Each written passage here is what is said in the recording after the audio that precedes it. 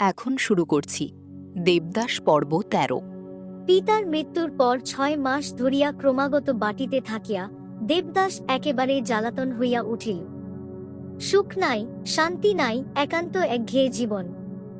তার উপর ক্রমাগত পার্বতীর চিন্তা, আজকাল সব কাজেই তাহাকে মনে পড়ে। আর ভাই দিসদাস এবং পতিব্রতা ভাতৃজায় দেবদাসের জ্বালা আরও বাড়াইয়া তুলিলেন। গৃহিণীর অবস্থাও দেবদাসের ন্যায়। স্বামীর মৃত্যুর সঙ্গে সঙ্গেই তার সমস্ত সুখী ফুরাইয়া গিয়াছে। পরাধীনভাবে এ বাড়ি তাহার ক্রমে অসহ্য হইয়া উঠিতেছে। আজ কয়দিন হইতে তিনি কাশীবাসের সংকল্প করিতেছেন, শুধু দেবদাসের বিবাহ না দিয়া যাইতে পারিতেছেন না। বলিতেছেন, দেবদাস একটি বিয়ে করামি দেখে যাই। কিন্তু তাহা কিরূপে সম্ভব? একে অশৌচ অবস্থা, তার উপর আবার মনোমত পাত্রীর সন্ধান করিতে হইবে। আজকাল তাই গৃহিণীর মাঝে মাঝে দুঃখ হয় যে সে সময় পার্বতীর সহিত বিবাহ দিলেই বেশ হইত। একদিন তিনি দেবদাসকে ডাকিয়া কহিলেন, দেবদাস, আর তো পারিনেদিন কত কাশী গেলে হয়। দেবদাসেরও তাই ইচ্ছা, কহিল, আমিও তাই বলি। ৬ মাস পরে ফিরে এলেই হবে। হাঁ বাবা, তাই কর। শেষে ফিরে এসে তার কাজ হয়ে গেলে তোর বিয়ে দিয়ে তোকে সংসারী দেখে আমি কাশীবাস করব। দেবদাস স্বীকৃত হইয়া জননীকে কিছুদিনের জন্য কাশীতে রাখিয়া আসিয়া কলিকাতায় চলিয়া গেল। কলিকাতায় আসিয়া ৩-৪ দিন ধরিয়া দেবদাস চুনিলালের সন্ধান করিল। সে নাই, বাসা পরিবর্তন করিয়া কোথায় চলিয়া গিয়াছে। একদিন সন্ধ্যার সময় দেবদাস চন্দ্রমুখীর কথা স্মরণ করিল। একবার দেখা করিলে হয় না? এতদিন তাহাকে মোটেই মনে পড়ে নাই। দেবদাসের যেন একটু লজ্জা করিল। একটা গাড়ি ভাড়া করিয়া সন্ধ্যার কিছু পরেই চন্দ্রমুখীর বাটির সম্মুখে আসিয়া উপস্থিত হইল। বহুক্ষণ ডাকাডাকির পর ভিতর হইতে স্ত্রীকণ্ঠে উত্তর আসিল, এখানে নয়। সম্মুখে একটা গ্যাসপোস্ট ছিল।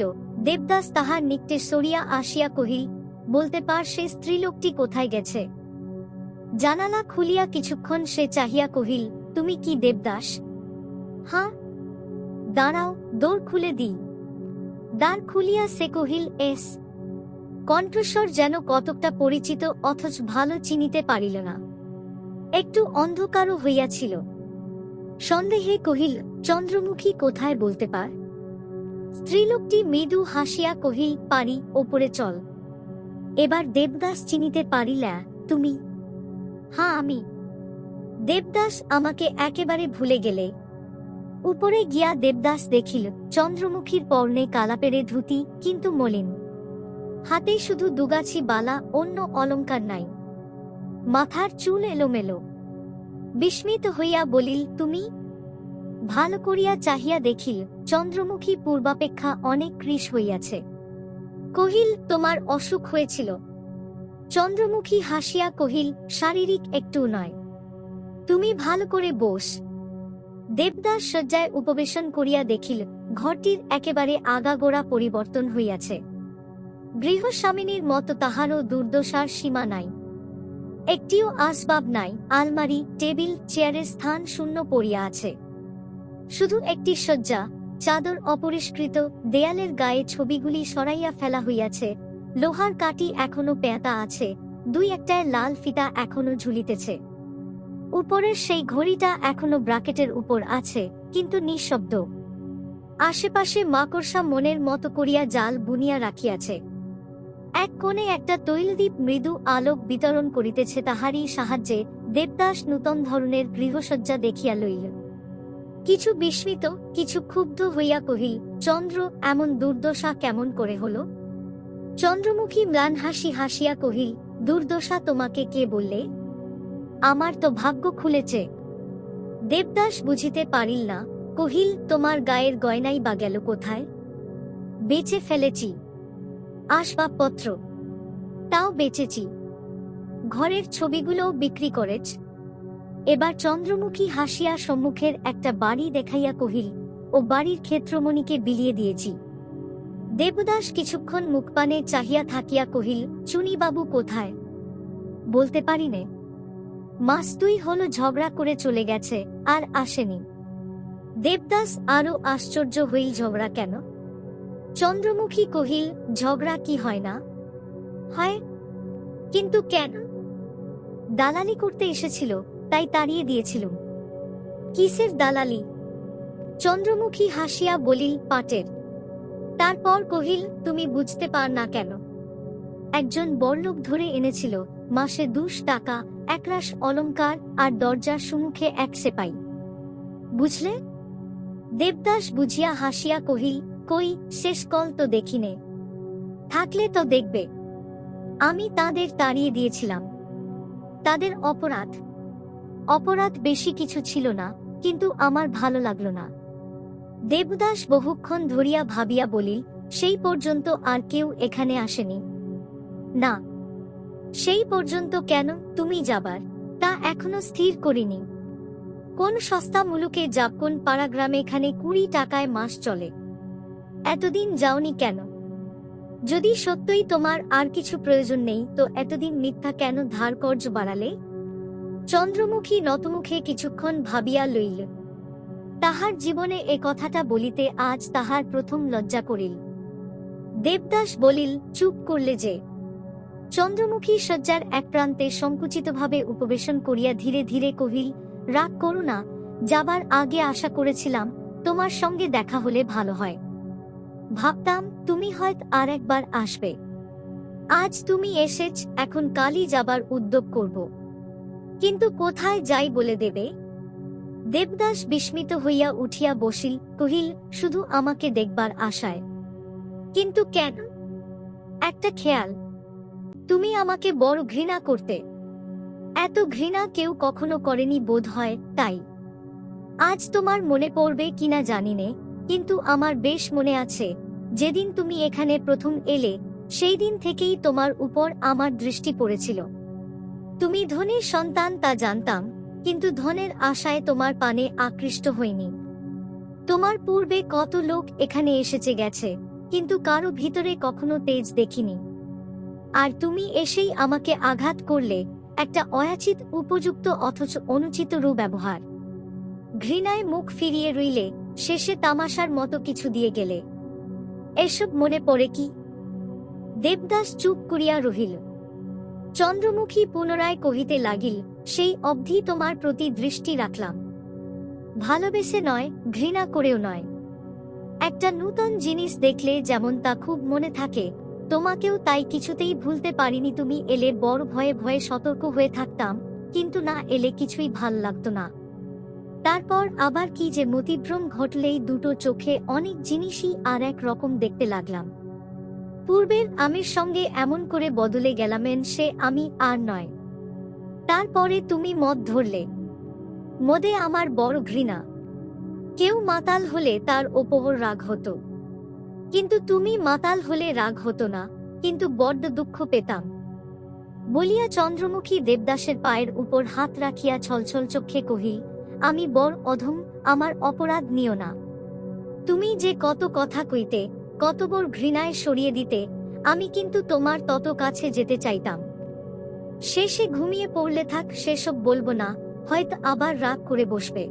দেবদাস কিছুই কহিল না, নূতন ধরনের কথাবার্তা তাহাকে কিছু কেশ দিতেছিল।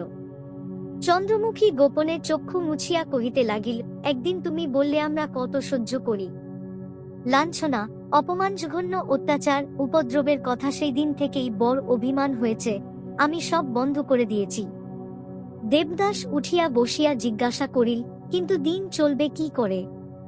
চন্দ্রমুখী কহিল, সে তো আগেই বলেছি। মনে কর, সে যদি তোমার সমস্ত টাকা ফাঁকি দেয়। চন্দ্রমুখী ভয় পাইল না, শান্ত সহজভাবে কহিল, আশ্চর্য নয়, কিন্তু তাও ভেবেছি। বিপদে পড়লে তোমার কাছে কিছু ভিক্ষা চেয়ে নেব।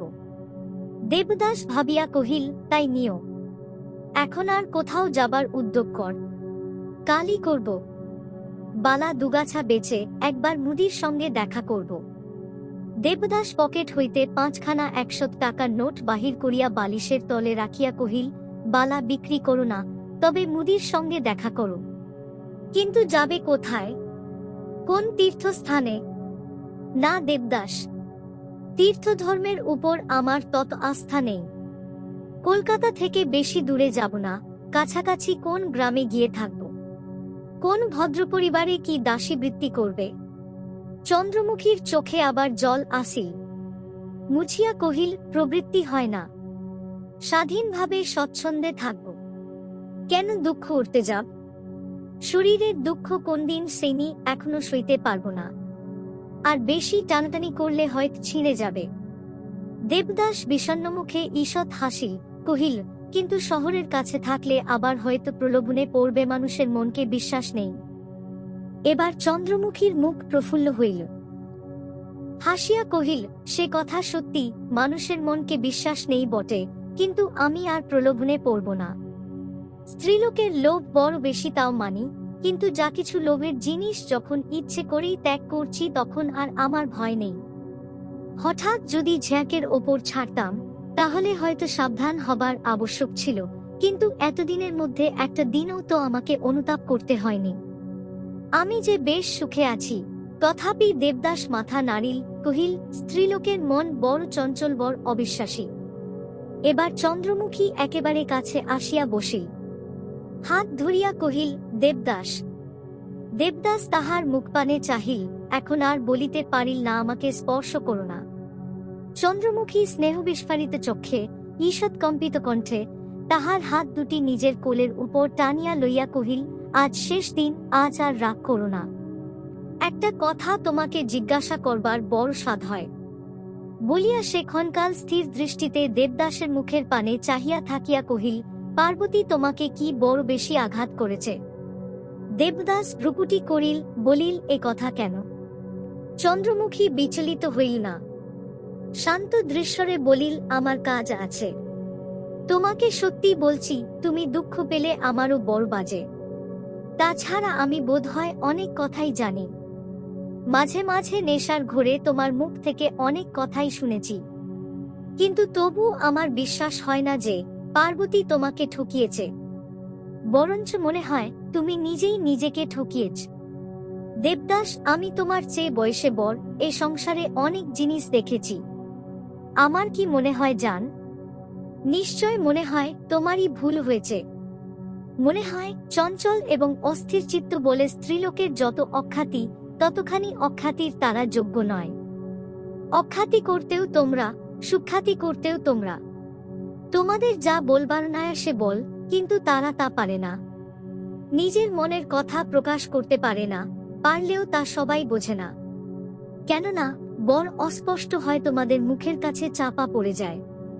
তারপরে অখ্যাতিটাই লোকের মুখে মুখে স্পষ্টতর হয়ে ওঠে। চন্দ্রমুখী একটু থামিয়া কণ্ঠস্বর আরও একটু পরিষ্কার করিয়া বলিতে লাগিল, এই জীবনে ভালোবাসার ব্যবসা অনেক দিন করেছি, কিন্তু একটিবার মাত্র ভালোবেসেছি।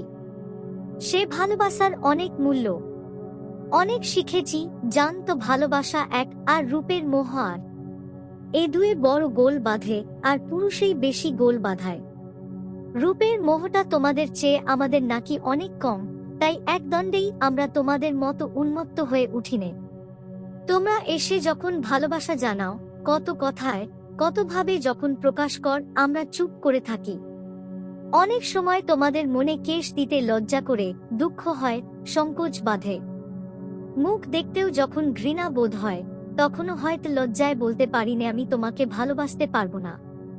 তারপরে একটা বাহ্যিক প্রণয়ের অভিনয় চলে। একদিন যখন তা শেষ হয়ে যায়, পুরুষ মানুষ রেগে অস্থির হয়ে বলে, কি বিশ্বাসঘাতক। সবাই সেই কথা শোনে, সেই কথাই বোঝে। আমরা তখনও চুপ করে থাকি। মনে কত কেশ হয়, কিন্তু কে তা দেখতে যায়? দেবদাস কোন কথা কহিল না। সেও কিছুক্ষণ নিঃশব্দে মুখপানে চাহিয়া থাকিয়া বলিল, হয়তো একটা মমতা জন্মায়, স্ত্রীলোক মনে করে এই বুঝি ভালোবাসা। শান্ত ধীরভাবে সংসারের কাজকর্ম করে, দুঃখের সময় প্রাণপণে সাহায্য করে তোমরা কত সুখ্যাতিকর, মুখে মুখে তার কত ধন্য ধন্য। কিন্তু হয়তো তখনও তার ভালোবাসার বর্ণ পরিচয় হয় না। তারপরে যদি কোন অশুভ মুহূর্তে তাহার বুকের ভেতরটা অসহ্য বেদনায় ছট করে বেরিয়ে এসে দাঁড়ায়, তখন বলিয়া সে দেবদাসের মুখের পানে তীব্র দৃষ্টিপাত করিয়া কহিল, তখন তোমরা চিৎকার করে বলে ওঠো, কলঙ্কিনী, ছি ছি। অকস্মাৎ দেবদাস চন্দ্রমুখীর মুখে হাত চাপা দিয়া বলিয়া উঠিল, চন্দ্রমুখী, ও কি? চন্দ্রমুখী ধীরে ধীরে হাত সরাইয়া দিয়া কহিল, ভয় নেই দেবদাস, আমি তোমার পার্বতীর কথা বলছি নে। বলিয়া সে মৌন হইল। দেবদাসও কিছুক্ষণ চুপ করিয়া থাকিয়া অন্যমনস্কের মতো কহিল, কিন্তু কর্তব্য আছে তো, ধর্মাধর্ম আছে তো। চন্দ্রমুখী বলিল, তা তো আছেই। আর আছে বলেই দেবদাস যে যথার্থ ভালোবাসে সে সহ্য করে থাকে। শুধু অন্তরে ভালোবেসেও যে কত সুখ কত তৃপ্তি টের পায়, সে নিরর্থক সংসারের মাঝে দুঃখ অশান্তি আনতে চায় না। কিন্তু কি বলছিলাম দেবদাস, আমি নিশ্চয় জানি পার্বতী তোমাকে এক বিন্দুও ঠকায়নি, তুমি আপনাকেই ঠকিয়েছ। আজ যে কথা বোঝবার তোমার সাধ্য নেই আমি জানি, কিন্তু যদি কখনো সময় আসে তখন হয়তো দেখতে পাবে আমি সত্য কথাই বলেছিলাম।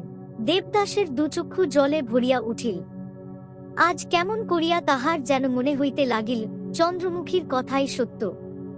এই চোখের জল চন্দ্রমুখী দেখিতে পাই, কিন্তু মুছাইবার চেষ্টা করিল না। মনে মনে বলিতে লাগিল, তোমাকে আমি অনেকবার অনেক রকমে দেখেছি, আমি তোমার মন জানি। বেশ বুঝেছি সাধারণ পুরুষের মতো তুমি সেধে ভালোবাসা জানাতে পারবে না। তবে রূপের কথারূপ কে না ভালোবাসে? কিন্তু তাই বলেই যে তোমার অতখানি তেজ রূপের পায়ে আত্মবিসর্জন করে ফেলবে, সে কথা কিছুতেই বিশ্বাস হয় না। পার্বতী হয়তো খুব রূপবতী, কিন্তু তবে মনে হয় সেই তোমাকে আগে ভালোবেসেছিল, আগে সে কথা জানিয়েছিল। মনে মনে বলিতে বলিতে সহসা তাহার মুখ দিয়া অস্ফুটে বাহির হইয়া পড়িল, নিজেকে দিয়ে বুঝেছি সে তোমাকে কত ভালোবাসে। দেবদাস তাড়াতাড়ি উঠিয়া বসিয়া কহিল, কি বললে? চন্দ্রমুখী কহিল, কিছু না। বলছিলাম যে সে তোমার রূপে ভোলেনি। তোমার রূপ আছে বটে, কিন্তু তাতে ভুল হয় না। এই তীব্র রুক্ষ রূপ সকলের চোখেও পড়ে না, কিন্তু যার পরে সে আর চোখ ফিরুতে পারে না। বলিয়া একটা দীর্ঘনিশ্বাস ফেলিয়া বলিল, তুমি যে কি আকর্ষণ তা যে কখন তোমাকে ভালোবেসে সে জানে। এই স্বর্গ থেকে সাত করে ফিরে যাবে এমন মেয়ে মানুষ কি পৃথিবীতে আছে? আবার কিছুক্ষণ নির্বে তাহার মুখপানে চাহিয়া থাকিয়া মৃদু মৃদ্রি বলিতে লাগিল, এ রূপ তো চোখে পড়ে না। বুকের একেবারে মাঝখানটিতে এর গভীর ছায়া পড়ে। তারপরে দিন শেষ হলে আগুনের সঙ্গে চিতায় ছাই হয়ে যায়। দেবদাস বিহ্বল দৃষ্টিতে চন্দ্রমুখীর মুখপানে চাহিয়া কহিল, আজ এসব তুমি কি বলছ? চন্দ্রমুখী মৃদু হাসিয়া বলিল, এমন বিপদ আর নেই দেবদাস, যাকে ভালোবাসি না সে যদি জোর করে ভালোবাসার কথা শোনায়। কিন্তু আমি শুধু পার্বতীর জন্য ওকালতি করছিলাম, নিজের জন্য নয়। দেবদাস উঠিতে উদ্যত হইয়া বলিল, এবার আমি যাই। আর একটু বসো। কখনো তোমাকে সজ্ঞানে পাইনি, কখনো এমন করে হাত দুটি ধরে কথা বলতে পাইনি, কি তৃপ্তি! বলিয়াই হঠাৎ হাসিয়া উঠিল। দেবদাস আশ্চর্য হইয়া কহিল, হাসলে যে? ও কিছুই নয়, শুধু একটা পুরনো কথা মনে পড়ে গেল। সে আজ 10 বছরের কথা, এখন আমি ভালোবেসে ঘর ছেড়ে চলে আসি। তখন মনে হতো কত না ভালোবাসি, বুঝি প্রাণটাও দিতে পারি। তারপর একদিন তুচ্ছ একটা গয়না নিয়ে দুজনের এমনি ঝগড়া হয়ে গেল যে আর কখন কেউ কারো মুখ দেখলাম না। মনকে সান্ত্বনা দিলাম, সে আমাকে মোটেই ভালোবাসত না, নাহলে একটা গয়না দেয় না। আর একবার চন্দ্রমুখী নিজের মনে হাসিয়া উঠিল। পরক্ষণেই শান্ত গম্ভীর মুখে মৃদু মৃদু কহিল, ছাই গয়না। তখন কি জানতাম একটু সামান্য মাথা ধরা সারাবার জন্যেও অকাতরে এই প্রাণটা পর্যন্ত দেওয়া যায়।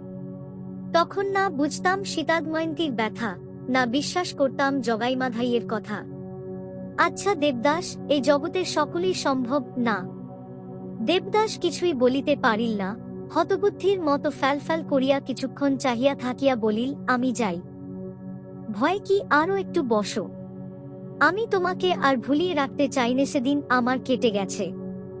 এখন তুমিও আমাকে যতখানি ঘৃণা কর, আমিও আমাকে ততখানি ঘৃণা করি, কিন্তু দেবদাস একটা বিয়ে কর না কেন? এতক্ষণে দেবদাসের যেন নিঃশ্বাস পড়িল, একটু হাসিয়া কহিল, উচিত বটে, কিন্তু প্রবৃত্তি হয় না। না হলেও কর। ছেলেমেয়ের মুখ দেখলেও অনেক শান্তি পাবে। তাছাড়া আমারও একটা উপায় হয়, তোমার সংসারের দাসীর মত থেকেও স্বচ্ছন্দে দিন কাটাতে পারব। দেবদাস সহাস্যে কহিল, আচ্ছা, তখন তোমাকে ডেকে আনব। চন্দ্রমুখী তাহার হাসি যেন দেখিতেই পাইল না। কহিল, দেবদাস, আরেকটা কথা জিজ্ঞাসা করতে ইচ্ছা করে। কি? তুমি এতক্ষণ আমার সঙ্গে কথা কইলে কেন? কোন দোষ হয়েছে কি? তা জানি নে, কিন্তু নতুন বটে। মদ খেয়ে জ্ঞান না হারালে কখন তো পূর্বে আমার মুখ দেখতে না। দেবদাস সে প্রশ্নের জবাব না দিয়া বিষণ্ণমুখে কহিল, এখন মদ ছুঁতে নেই, আমার পিতার মৃত্যু হয়েছে। চন্দ্রমুখী বহুক্ষণ করুণ চক্ষে চাহিয়া থাকিয়া কহিল, এর পরে আর খাবে কি? বলতে পারি নে। চন্দ্রমুখী তাহার হাত দুটি আর একটু টানিয়া লইয়া অশ্রুব্যাকুল স্বরে কহিল, যদি পার ছেড়ে দিও, অসময়ে এমন সোনার প্রাণ নষ্ট করো না। দেবদাস সহসা উঠিয়া দাঁড়াইয়া বলিল, আমি চললাম। যেখানে যাও সংবাদ দিও, আর যদি কখনো কিছু প্রয়োজন হয় আমাকে লজ্জা করো না। চন্দ্রমুখী প্রণাম করিয়া পদধূলি লইয়া বলিল, আশীর্বাদ কর, যেন সুখী হই। আর একটা ভিক্ষা, ঈশ্বর না করুন, কিন্তু যদি কখন দাসীর প্রয়োজন হয় আমাকে স্মরণ করো। আচ্ছা, বলিয়া দেবদাস চলিয়া গেল। চন্দ্রমুখী যুক্ত করে কাঁদিয়া বলিল, ভগবান, আর একবার যেন দেখা হয়।